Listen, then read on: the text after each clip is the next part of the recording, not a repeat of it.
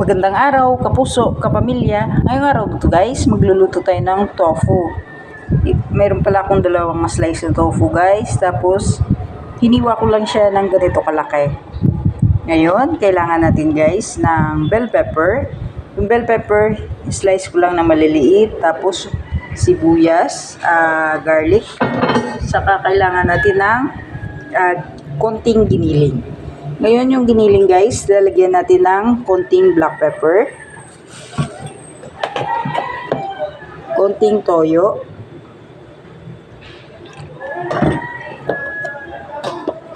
tapos konting cornstarch, 1/2 teaspoon. Tapos i-mix lang natin.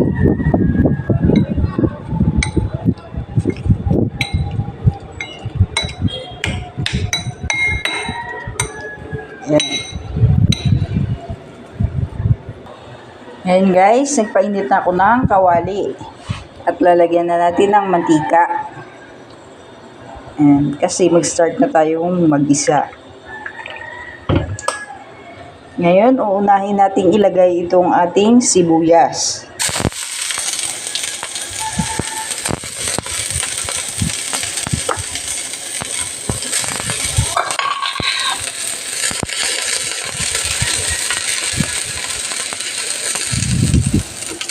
Next, mix na natin yung bawang sa bell pepper. Tapos halo-halo lang. Tapos pag medyo brown na guys, ilalagay nyo na itong ating giniling. Ayan. Tapos igisa-gisa rin. Halo-halo.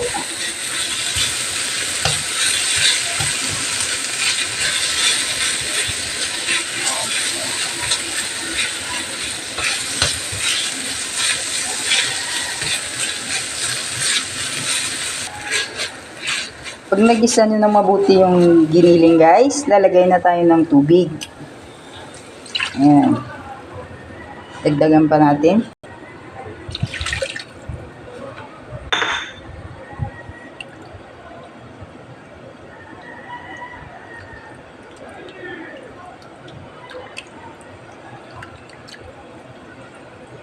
Ngayon guys, kailangan pala natin ng chili garlic. Tapos, oyster sauce, salt, saka sugar. Ngayon, lalagyan natin ng chili garlic. Chili garlic, guys, 1 teaspoon lang kasi maanghang pag masyadong madami. Ayan. Tapos, lalagyan natin ng oyster sauce. Tansyahin nyo lang, guys. Sugar. And sugar, 1 teaspoon. Mix nyo lang. Huwag muna kayong maglagay ng asin guys, kasi titikman nyo muna kung matabang, saka nyo lalagyan ng asin. Dahil yung oyster sauce maalat.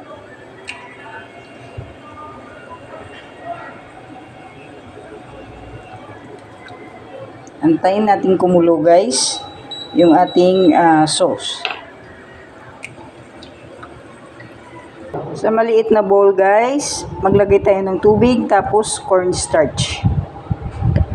Cornstarch 1 teaspoon. Kasi mix natin itong cornstarch sa tubig.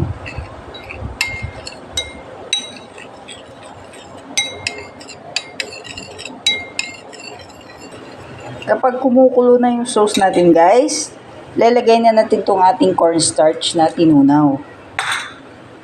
Tapos i-mix natin.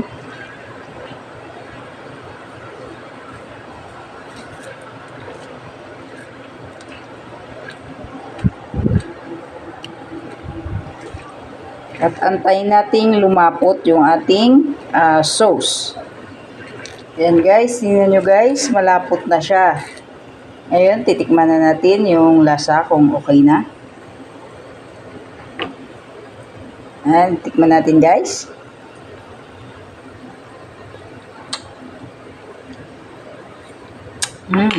Matabang lang siya konti guys. Kaya dadagdagan natin ng asin. Konti lang. Tapos ilalagay na natin tong ating tofu. Ayan, ito ilalagay na natin guys. Dahan-dahan.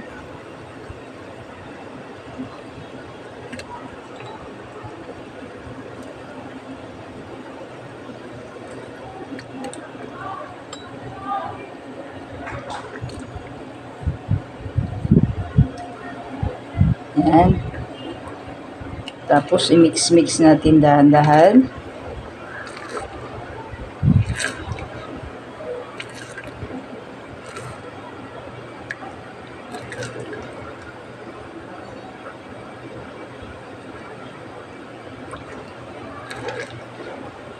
Ayan, lulutuin natin guys ito ng 5 minutes. Pagkatapos ng 5 minutes guys, ganito na yung itsura ng ating tofu. Ayan, luto na siya guys. Diba guys, mabilis lang gawin. Ayan, luto na yan. I-off na natin yung apoy. Ganyan lang ang pagluluto ng tofu guys. Ayan.